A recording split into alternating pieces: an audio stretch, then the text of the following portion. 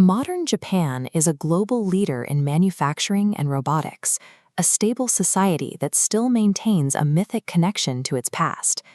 At its center sits an imperial bloodline claiming direct descent from the sun goddess, a lineage stretching back to 660 BC.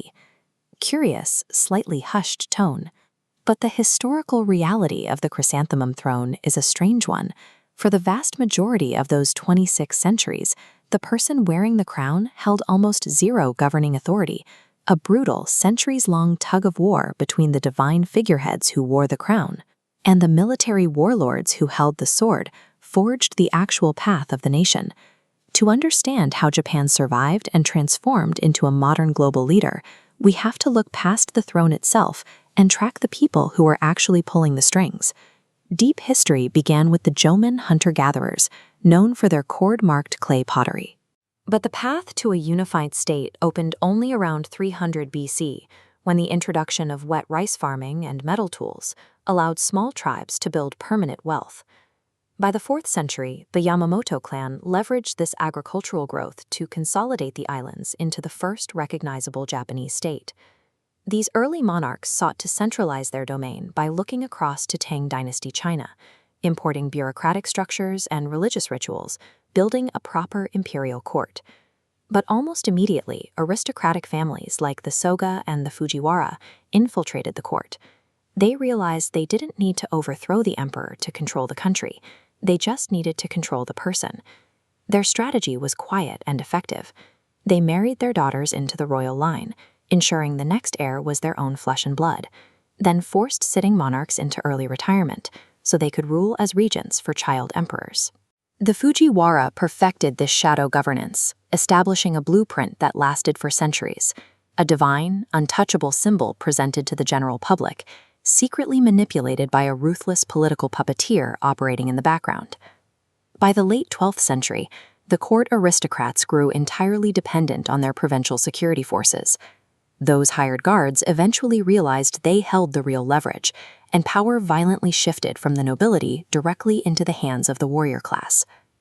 The leader of these warriors took the title of shogun, a military dictator.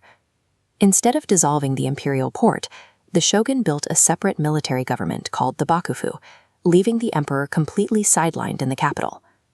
This unified military rule eventually fractured into the bloody Sengoku period, over a century of brutal civil war, where rival regional warlords built massive fortresses and fought for absolute supremacy. The chaos ended only after a series of unifiers swept across the islands. By 1603, Tokugawa Ieyasu crushed the remaining opposition and established an absolute military dynasty. To protect their new peace, the Tokugawa shogunate locked the borders, executing a policy of strict isolation that cut Japan off from the outside world for over 250 years. Throughout this lockdown, the emperor remained in Kyoto, restricted to performing poetry and religious rituals, entirely irrelevant to the governance of the nation.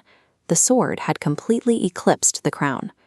Japan remained in a peaceful, static deep freeze, while Western powers industrialized and modernized their own militaries. That isolation shattered in 1853, when a squadron of American steamships arrived and demanded trade. The shogun had no modern military force to resist. Yielding to this foreign pressure destroyed the shogunate's legitimacy almost overnight. Rebel samurai from the southern provinces rose up, overthrew the corrupt shogun, and declared the emperor restored to power. This was the Meiji Restoration, a desperate, bold attempt to rapidly assimilate foreign technology and military structures to prevent Western colonization. But the Restoration was another hijack. A new set of puppeteers, a modern, fascist military class, simply took over the new government. These leaders used the emperor's divine status to demand absolute obedience from the public, launching a relentless campaign of aggressive imperialism across Asia to secure the crucial resources needed for their new industrial machine. This unchecked expansion inevitably triggered a catastrophic collision with the United States, bringing the full weight of American industrial power down on the Japanese islands. The imperial dream ultimately ended in atomic destruction. Japan was outmatched by superior industrial might and forced into unconditional surrender. Using the ancient myth of a divine emperor to fuel a modern military machine had brought the nation to the absolute brink of annihilation. During the post-war occupation, the old military structure was permanently dismantled. The cycle of warlords ruling from the shadows was finally over. A radical new constitution was written to strip the monarch of all political and military authority. Emperor Hirohito was forced to stand before his people and publicly renounce his status as a living god. The 1947 Constitution moved the locus of power to the Japanese people, replacing the centuries of rule by noble families and military juntas with a parliamentary democracy.